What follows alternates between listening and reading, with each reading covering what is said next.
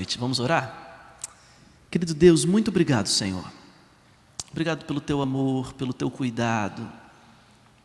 Nesse momento que nós vamos abrir a Tua palavra, nós queremos pedir a Tua direção.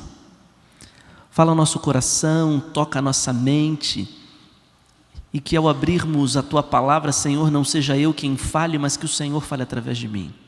Dirige-nos, Senhor, pelo estudo da Tua palavra e fala ao nosso coração. Nós pedimos em nome de Jesus. Amém. Muito bem, abra sua Bíblia comigo no livro de João. Livro de João, capítulo 19.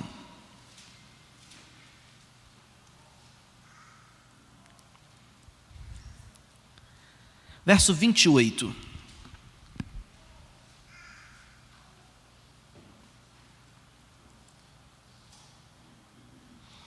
Esse texto a gente já conversou um pouquinho numa outra oportunidade, numa outra temática que a gente estava conversando aqui, se eu não me engano foi na Semana Santa e tal. A gente entendeu o que está por trás desse texto, mas eu quero utilizar uma expressão que está aqui nesse pedacinho de texto, e a gente vai entender o porquê disso. Vamos lá, está dizendo assim: depois, vendo Jesus que tudo já estava consumado, para se cumprir a Escritura, disse: tenho sede.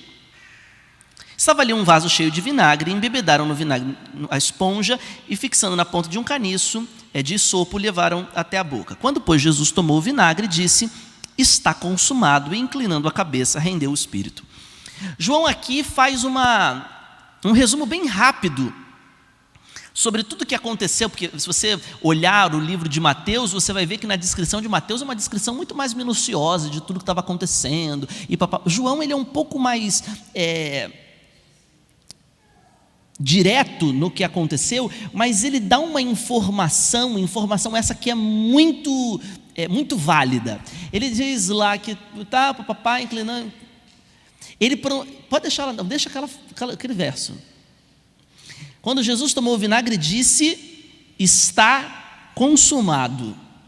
Essa expressão, está consumado, traz para a gente assim muitas ideias sobre o ministério de Jesus e sobre toda a história que a gente tem para pensar hoje à noite. Essa expressão em grego é a expressão tetelestai, que numa tradução um pouco mais literal seria está pago. Está pago. E por que essa expressão, por que isso é importante para a gente hoje no nosso estudo? A expressão está pago remete a uma dívida, né? Está paga uma dívida. Mas por que Jesus ele escolhe, no seu último momento na cruz, era a única coisa que ele tinha para fazer antes de morrer? Por que ele escolhe utilizar-se dessa frase, tetelestai, está pago? Isso aqui é muito legal porque tem todo um processo de uma linguagem jurídica por trás. Veja, eu não tenho nada de advogado, o doutor Zairo está aqui para nos ajudar, mas assim, não tem nada de linguagem jurídica, nem de linguagem nenhuma, mas essa expressão tetelestai que é utilizada aqui era no período do primeiro século uma linguagem, não só do primeiro século como de tantos outros momentos históricos, uma linguagem jurídica. Por quê? Alguns pesquisadores, como Jacques Ducan e outros arqueólogos, enfim, escreveram acerca dessa expressão e encontraram essa expressão em vários tabletes, em vários papéis achados, como uma confirmação do pagamento de uma dívida. Vamos lá, para você entender o que está por trás disso aqui. No Império Romano, eles acreditavam que todo mundo devia a sua vida e o seu serviço ao imperador. E quando ele cometia um crime que era hediondo, um crime que era muito grave, um crime que deveria ser punido diretamente como uma afronta ao imperador ou qualquer coisa, eles faziam um escrito de dívida. Então, eles pegavam o criminoso, tal, foi condenado por tal coisa. Aí eles faziam um escrito de dívida, pegava esse criminoso, colocava dentro da prisão e na porta dessa prisão, eles pregavam esse inscrito de dívida, que estava lá o nome da pessoa, o crime que foi cometido e o tempo da pena. E aquele papel ficava fixado ali até o momento que ele deveria sair da sua penalidade. E quando ele saía, ele recebia o seu inscrito de dívida, porque aquele inscrito de dívida era a garantia de que o decreto dado pelo imperador tinha sido cumprido. Então, enquanto ele estivesse dentro do período que estava escrito naquele inscrito de dívida, ele estava condenado e aquele papel significava a prisão dele. Mas esse mesmo papel que simbolizava a prisão dele no período que estava decretado, era também a certidão de liberdade pós esse período.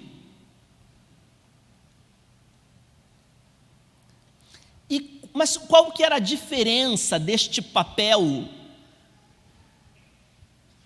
antes da dívida, depois da dívida paga?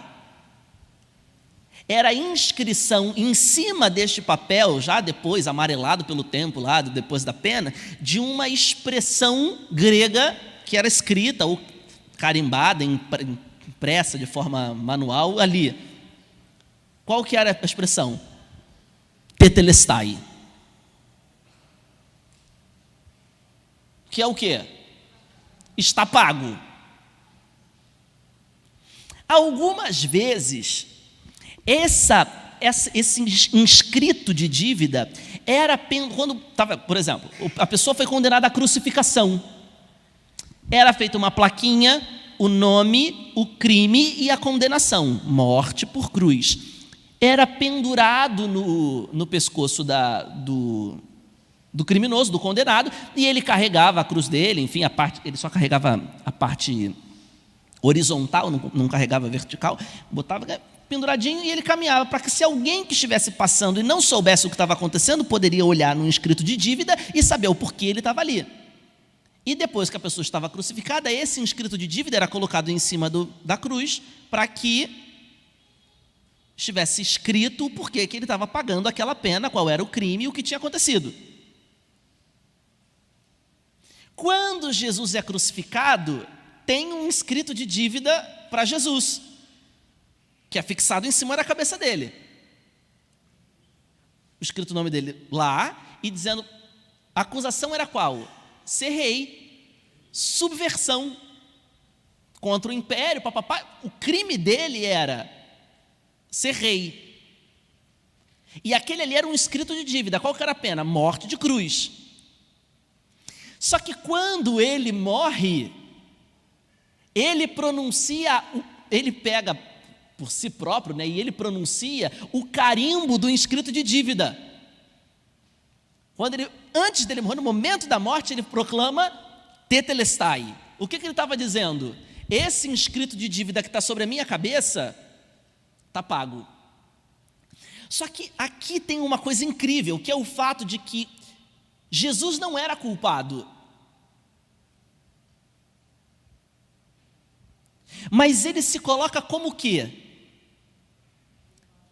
Fiador. Ele não se coloca como culpado, ele se coloca como fiador.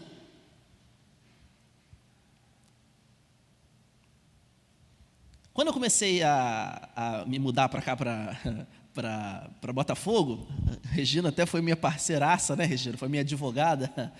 A gente foi, eu e Regina, fomos até imobiliária e tal, aquela coisa toda. E a Regina, vocês conhecem a Regina é mais para frente, já chegava, eu sou advogada, porque e vou ajudar. E aí a gente, né, ia, mas todas as imobiliárias pediam uma coisa: fiador. E quando pedia fiador, eles tinham requisitos para esse fiador. O requisito do fiador era básicos, né? Que não tivesse nenhuma dívida no nome, né? Tivesse nome limpo, Oi? que tivesse bem de garantia, que ele tinha que ter pelo menos uma casa quitada no nome dele, no local onde eu queria alugar. E aí, o que acontece? Se eu, como pessoa que estou alugando, não cumprir com o meu compromisso de pagar, e eu for acionado judicialmente, quem é que assume? Fiador. Eu posso ser despejado? Aliás, se eu tenho um bem meu, essa casa pode ser leiloada por causa da minha dívida? Não. Não pode. Mas do fiador pode? Do fiador pode. Mesmo que seja bem único. Por quê? Porque judicialmente ele é garantidor. Se ele se colocou como sua garantia, é porque subentende-se que ele tem possibilidade de pagar a sua dívida, e aí, problema dele. Amigos, e a gente entende assim que toda a inspiração e tudo, biblicamente está ali, está escrito por um propósito. Quando Jesus ele se assume como fiador de um testamento, e é essa expressão que Hebreus usa, ele está garantindo que ele tem bem suficiente para pagar a dívida do outro e assumir quaisquer prejuízos. Mas será que tem algum texto bíblico que corrobora com isso que a gente está pressupondo a partir de uma expressão? Abra sua Bíblia, Jó capítulo 17. Jó. Aliás, você conhece a história de Jó, né?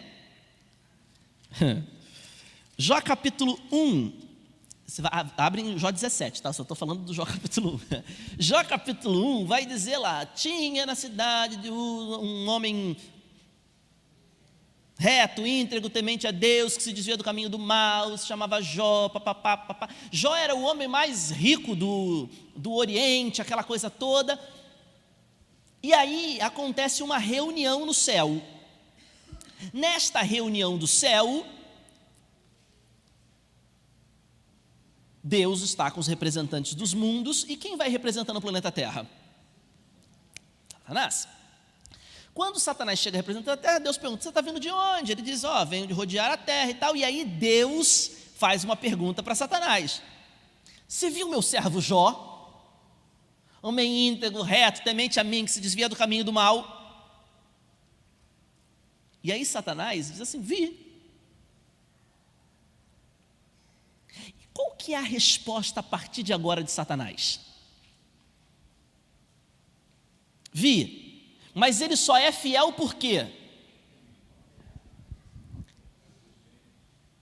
Ele é abençoado. Ele é fiel porque ele é abençoado. Essa fala de Satanás é uma acusação dupla. A acusação de que Deus compra seguidores e de que os seguidores se vendem. Portanto, o que Satanás está fazendo aqui é, mais uma vez, colocar o caráter de Deus em prova.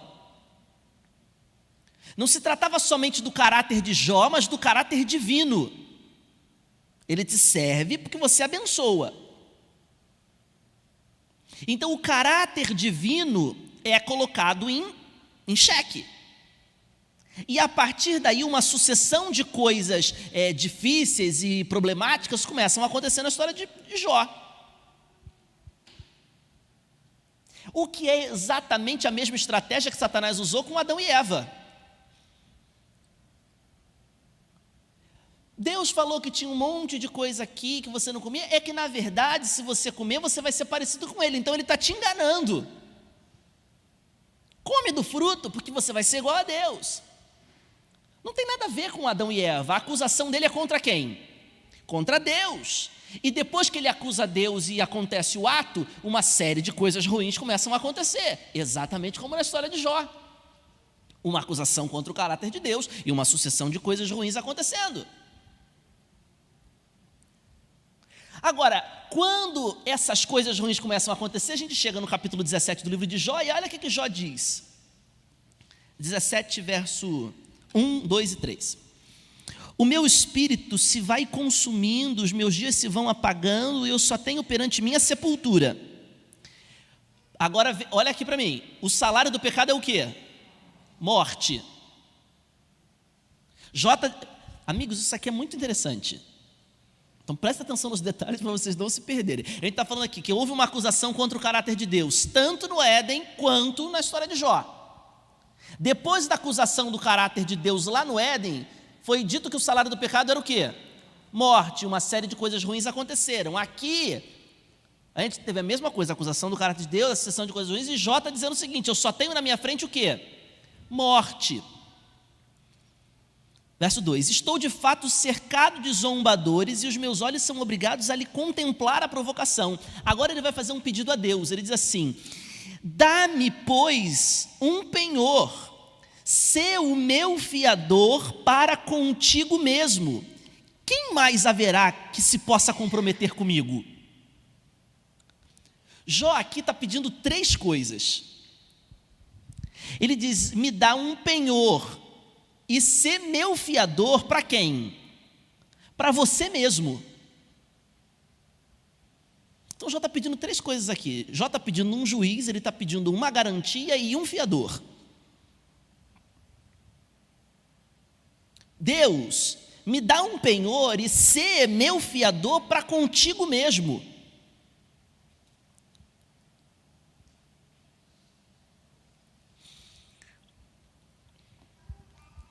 E aí a pergunta é: por que Deus deveria ser a garantia para o próprio Deus?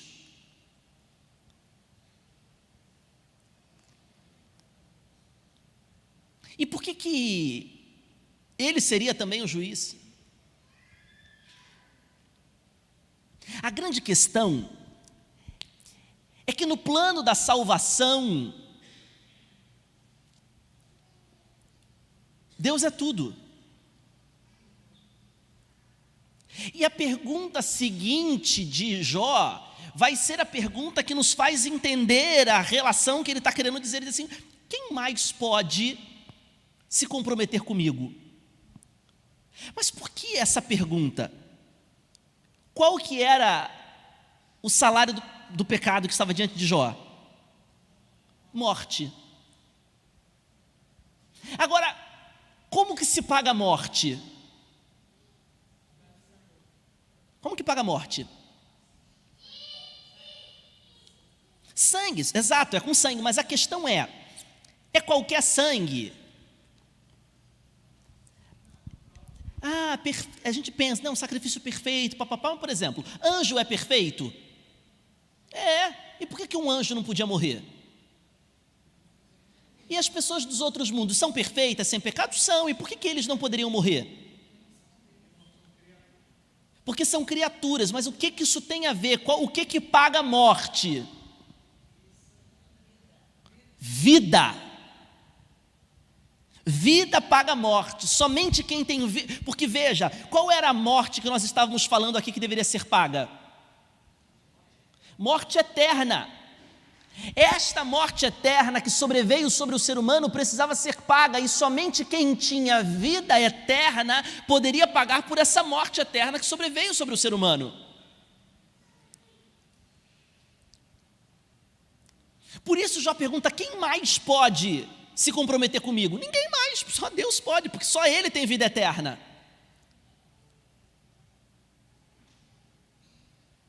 Portanto, quando a gente fala da história de Jó, e quando a gente fala da história de Jesus, a gente está contando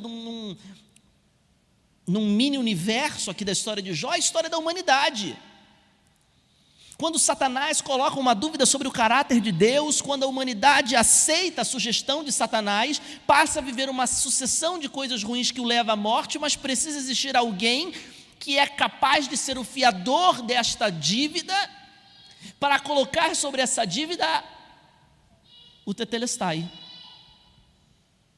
Quando Jesus vai para a cruz e ele é pendurado no madeiro, ele não é o culpado do crime.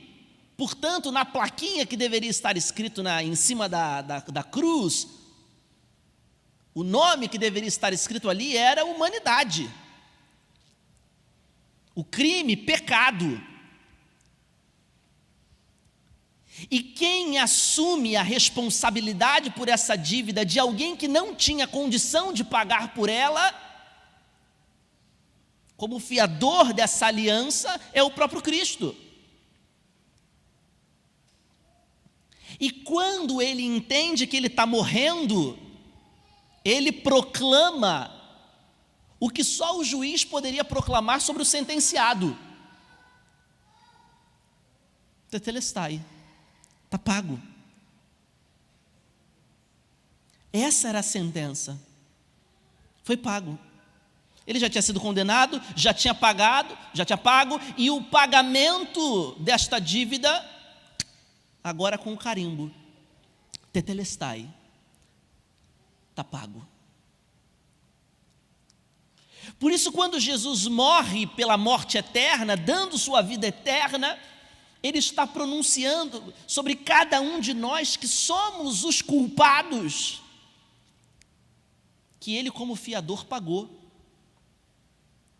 E na cruz, ao morrer, a nossa inscrição de dívida recebeu o selo do tetelestai, que está pago.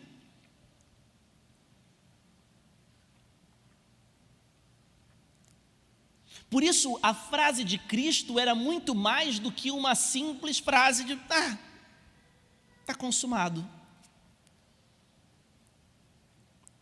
Está consumado o quê? O que está pago? A inscrição de dívida que estava pregada sobre o rosto e pendurada no pescoço de cada um de nós humanos, acerca do pecado e sobre uma dívida que precisava ser paga, que era a nossa morte eterna. Em cima da cruz do Calvário estava lá a humanidade que deveria morrer, mas sobre ela o fiador morria, e ao morrer disse: tetelestai, está pago. É como uma resposta para a pergunta de Jó: quem mais que pode se comprometer comigo? Ninguém, mas eu me comprometi, porque eu tenho a vida eterna para pagar pela sua morte eterna. Eu tenho o penhor, eu sou o fiador, mas eu também sou o juiz. E a garantia que Jó tinha era, e aí a garantia era unicamente no Senhor, e depois que essa dívida foi paga pelo Senhor, o que acontece? Jó recebe a restituição de tudo que ele tinha em dobro. Todos aqueles que receberem o inscrito de dívida com o tetelestai de Cristo, vem o texto bíblico de que coisas que olhos não viram e ouvidos não viram são as coisas que Deus tem preparado para aqueles que o amam. Vão receber a mesma restituição de bênção que Jó recebeu. Portanto, quando eu olho para a história de Jó, eu entendo um grande conflito, e dentro desse grande conflito, quem está sentado no banco dos réus é Deus, porque a acusação é contra ele.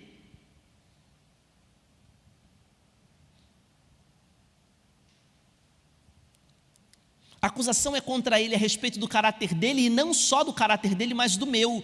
Mas ao invés de eu estar sentado no banco do réu como criminoso, o meu fiador está sentado. E ele é acusado por Satanás como não tendo um caráter digno divino, mas também é acusado pelo erro que eu cometo. E quem permanece sentado no banco dos réus é Deus.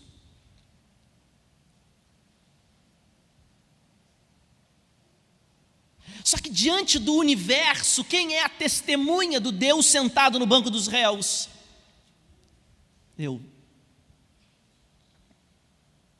Porque se através da minha vida eu comprovo que Satanás está certo, que é impossível seguir a lei de Deus, que é impossível ser fiel a Deus, que no meio da tentação a gente vai desistir, papai, eu argumento a favor de Satanás. Mas se eu na minha vida digo que a despeito das necessidades, a despeito dos problemas, a despeito de todas as coisas, eu permaneço fiel, eu testemunho a favor de Cristo.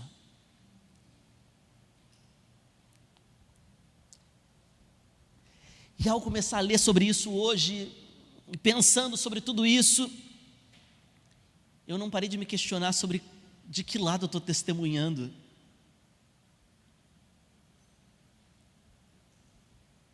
E me fez muito mais sentido quando Jesus disse: vocês serão minhas testemunhas. Em Jerusalém, na Judéia, na Samaria, em todos os lugares por onde vocês foram, até o confim da terra. Vocês são minhas testemunhas. E a minha pergunta, eu repito: qual tem sido o nosso testemunho diante do mundo? O que as nossas ações, a nossa fala, as coisas que a gente vive, tem testemunhado a favor de quem? Aí a gente chega lá no Apocalipse, diz que o único achado digno de abrir o livro foi Jesus. Nem o Pai pôde abrir o livro, mas Jesus pôde abrir o livro. Mas por que Jesus pôde abrir o livro? Porque Ele pagou a dívida. A dívida que era minha, Ele pagou, Ele foi digno e é digno. E Deus permanece sentado no banco dos réus. E quem reivindica a glória e o caráter dele é Jesus. Mas quem testemunha acerca desta revogação do caráter, revogação não é, perdi a expressão, desta reclamação do caráter divino, somos nós. Cristo reclama o caráter divino e eu testemunho a favor disso. Diante de toda essa dimensão do Evangelho, de uma simples frase que nós lemos de Jesus lá em João, dizendo, está consumado.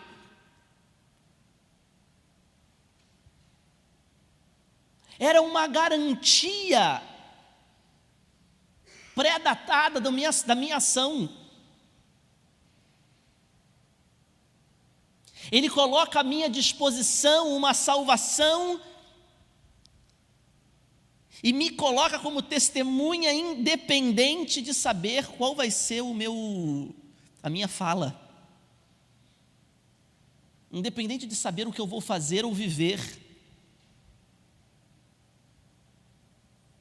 E cada dia da minha vida, eu proclamo ao universo: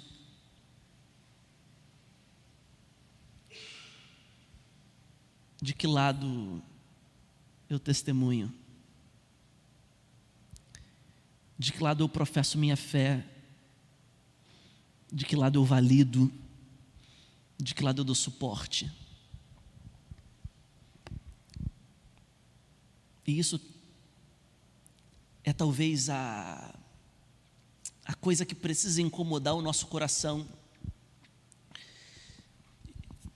Eu escutava a pregação do pastor Rafael ontem e pensava sobre tudo isso, sobre esse período que a gente está vivendo, enquanto ele não vem. E enquanto ele falava, eu estava pensando, poxa, que loucura, está tudo pronto para ele voltar, tudo pronto, desde 1844 está tudo pronto, ele pode voltar a qualquer momento. De 1844 para cá passaram-se quantos anos? 170 e alguma coisa? Esses 170 e alguma coisa anos aí que se passaram, período de misericórdia. Desde esse dia, Jesus podia ter voltado e ainda não voltou, e esse período que a gente vive, misericórdia. E nesse período de misericórdia que a gente está vivendo, o que tem me feito raciocinar, pensar, e o que tem batido na minha mente é: o que eu estou fazendo, sabe? De que lado que eu estou? A gente está vivendo um grande tribunal, a gente está vivendo um grande conflito, está vivendo um monte de coisa, o universo inteiro parado, contemplando toda essa história. E aí a frase que o pastor Rafael disse ontem, mas que minha avó falava para a gente quando a gente era pequeno, de que Deus não brinca de ser Deus, que o diabo não brinca de ser diabo, e a gente não tem que brincar de ser cristão. E aí eu fico imaginando os outros mundos olhando para tudo que está acontecendo e tudo isso que a gente está falando, e Jesus minuciosamente em cada detalhe da vida fazendo as coisas, inclusive pensando, poxa, tem um escrito de dívida, eu vou falar uma frase que é tetelestai, para que eles saibam que eu paguei a dívida, eu fui o fiador, e tudo isso acontecendo, e loucura, universo, Satanás, e briga, e cruz, e guerra no céu, e a gente vivendo como se nada disso existisse. E a gente vivendo como se fosse tudo uma história da carochinha que a gente conta e que a gente só continua mantendo uma cultura de uma religiosidade. Quando é que tudo isso que foi minuciosamente escrito, minuciosamente pensado, arquitetado, vivido por Deus e pelo universo, vai começar a fazer sentido na minha vida? Ao me levantar pela manhã e dizer, hoje é mais um dia em que eu estou vivendo um grande conflito para testemunhar acerca daquele que está sentado no banco dos réus e que foi aquele que se sentou lá por causa do meu pecado. É por ele que eu vivo, é para testemunhar a favor dele, é para que a glória dele seja revelada não somente através de Jesus, mas através de Jesus em mim, porque não mais eu vivo, mas Jesus vive em mim. É de se levantar todos os dias para viver no meio do grande conflito, testemunhando acerca do que Ele faz em mim, do que Ele é em mim. E quanto mais a gente vai se demorar em não viver aquilo que Ele espera de nós, quanto mais a gente vai se demorar em continuar existindo sem um propósito,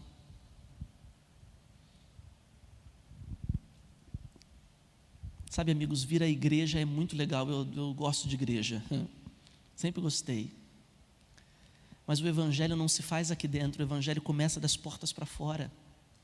Aqui a gente se fortalece, se instrumentaliza, se prepara para viver o evangelho que está fora da porta da igreja, do templo, aliás.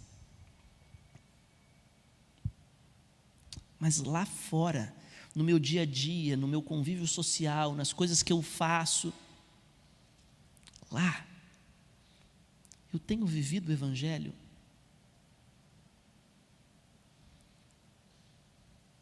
Sabe, de fato, tudo que a gente tem pregado, vivido, faz sentido para a gente como nosso estilo de vida.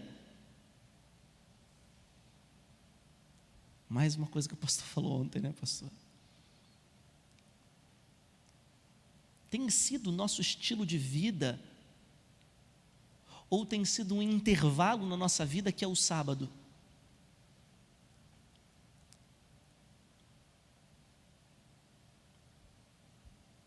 A maioria de vocês eu só encontro aos sábados e aos domingos, minoria. Quarta-feira são sempre os mesmos. E durante a semana a gente não se encontra. Às vezes a gente se fala por WhatsApp, faz uma coisinha ali, tem uma visita acolá. Eu não sei o que você vive, você não sabe o que eu vivo. E está cada um vivendo a sua vida. Está tudo bem, ainda bem que cada um vive a sua vida. Ruim é se a gente vivesse a vida do outro. Mas a grande questão, a pergunta que fica na minha mente é, você lá enquanto vive a sua vida, e eu aqui enquanto vivo a minha vida, vivo somente uma vida isolada do plano da salvação, achando que eu sou uma peça isolada desse grande quebra-cabeça, ou eu entendi que a gente junto precisa caminhar por um único propósito para alcançar a salvação? E sabe o que me desespera mais ainda? É que muitas vezes a gente acredita que o Espírito Santo vai ser derramado sobre a igreja para que a igreja seja reavivada. E isso não é bíblico.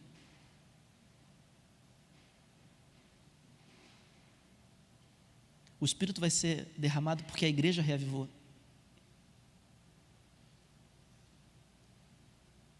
Então a gente ficar esperando o Espírito Santo para reavivar, ele vem porque a igreja está reavivada. O reavivamento vem por causa da reforma. E aí, amigos, para a gente encerrar esse nosso encontro de hoje, Eu fico pensando nessa grande injustiça que promove justiça, que é Deus sentado no banco dos réus. Ele não precisava estar lá. Quem precisava era eu. Mas como fiador, ele assume o banco dos réus. E eu, como culpado, o que faço diante disso? O que eu faço diante disso? Imagina você assume a fiança de alguém para pagar a casa, a pessoa não paga nada e continua vivendo como se nada tivesse acontecendo, e você lá sendo julgado dentro de um tribunal. E aí você diz para a pessoa: olha, tá, você pode fazer tal coisa, vai ser bom para você. Não é nem para mim, não é para você. E a pessoa não está nem aí para você. A pessoa depois pega você no meio da rua e te mata. Valeu a pena?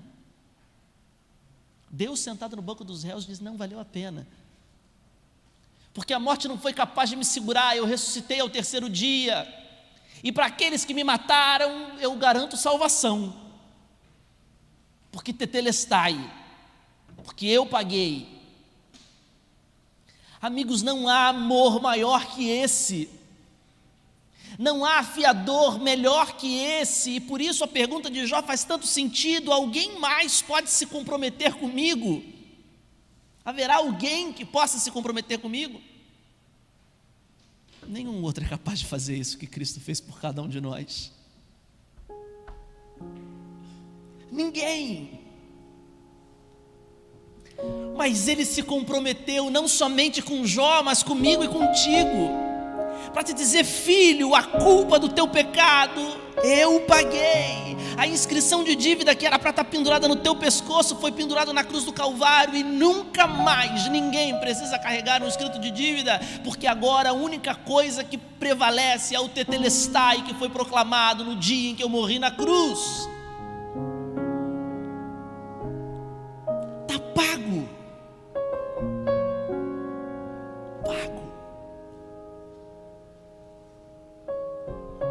Não é mais um escrito de dívida que tem valor. O que tem valor agora é o selo que foi colocado sobre ele. Está pago. E aquilo que outrora era o símbolo da prisão, agora passa a ser símbolo de liberdade. A cruz que era outrora símbolo de vergonha, agora passa a ser símbolo de vida, porque é na cruz que o tetelestai foi bradado. E finalmente, quando Jesus voltar à terra, e quando Ele for decretar que fogo e enxofre desça do céu pela última vez, Ele vai proclamar uma frase: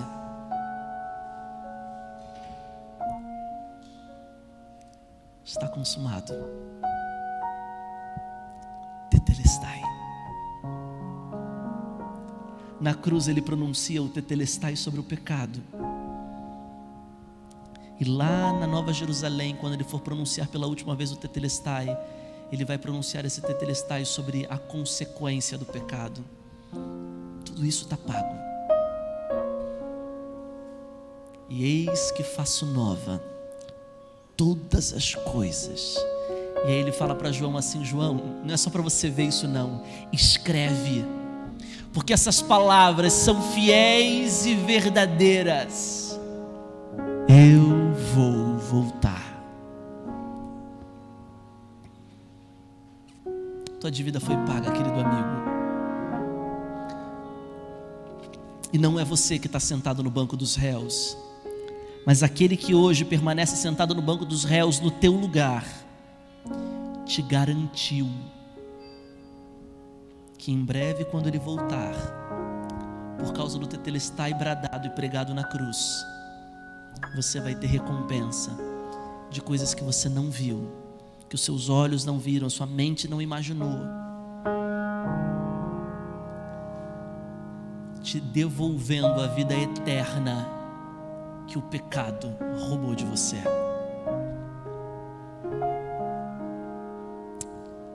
Quem mais? Quem mais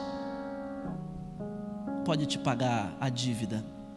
Aquele que dá testemunho dessas coisas diz: certamente venho sem demora. E a gente diz: amém. Vem, Senhor Jesus. Preciso parar de falar. Mimi vai cantar, mas eu queria que você nesse momento, aí sentadinho, do jeito que você está, pensasse nas dívidas que você tem contraído durante a vida e que aos olhos humanos parecem ser tão grandiosas que impossíveis são de serem pagas.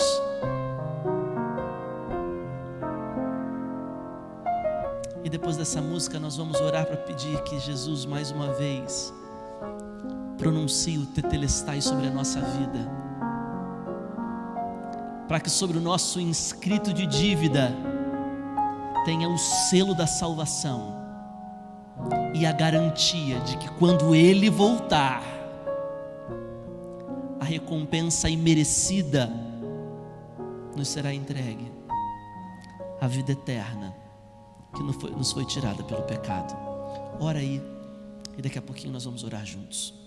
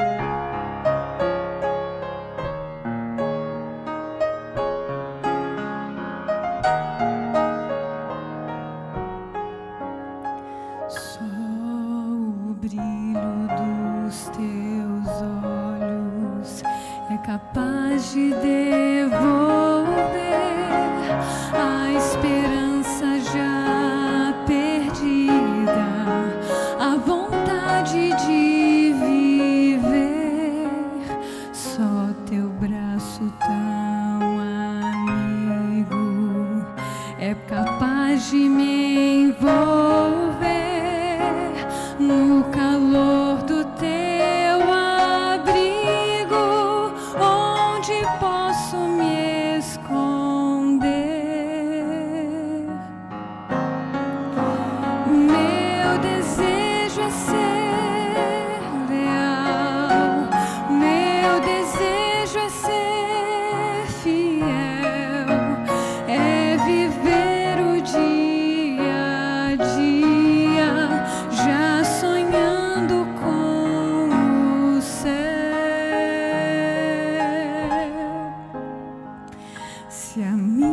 dos meus me deixarem, e do teu nome até zombarem, ainda assim eu não te deixarei.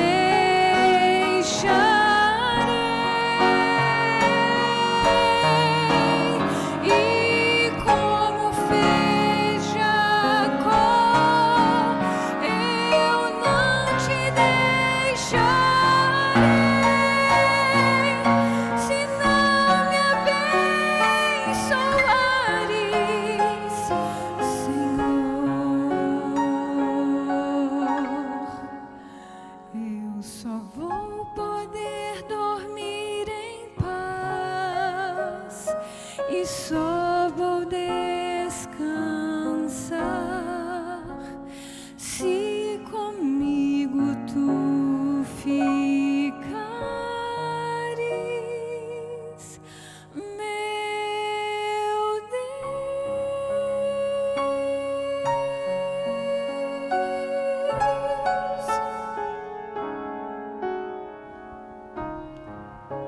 Amém.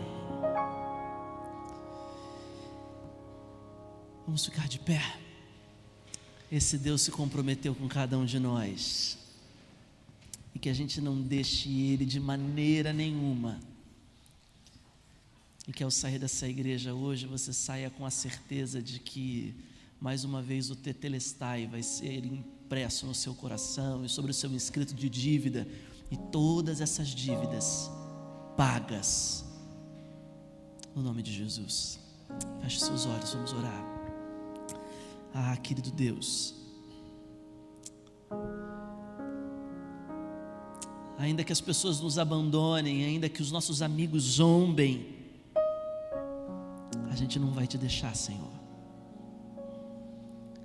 Assim como fez Jó, assim como fez Jacó, enquanto o Senhor não nos abençoar, a gente não vai te deixar. E mesmo depois de abençoar, a gente vai permanecer na tua presença, porque a gente não te serve pelas coisas que o Senhor pode nos dar, mas por quem o Senhor é. E por isso, diante da tua santa presença nesse momento, Senhor, nós colocamos a nossa inscrição de dívida, para que o Senhor proclame sobre a nossa vida mais uma vez: Tetelestai, está pago.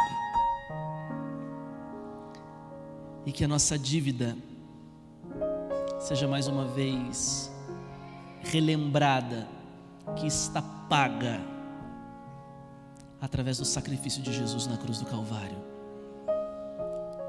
E aquele que era nosso símbolo de morte, agora é símbolo de vida eterna. Que através do teu sangue, através do teu sacrifício, mas mais do que isso, que através da sua vida, a gente alcance a graça de viver por ti também.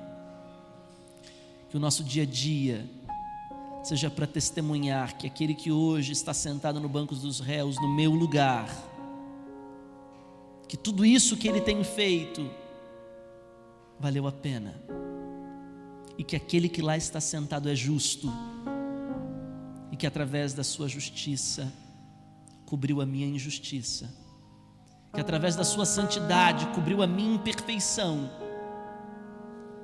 e que por causa dos seus méritos deu a mim favor imerecido, que era a graça.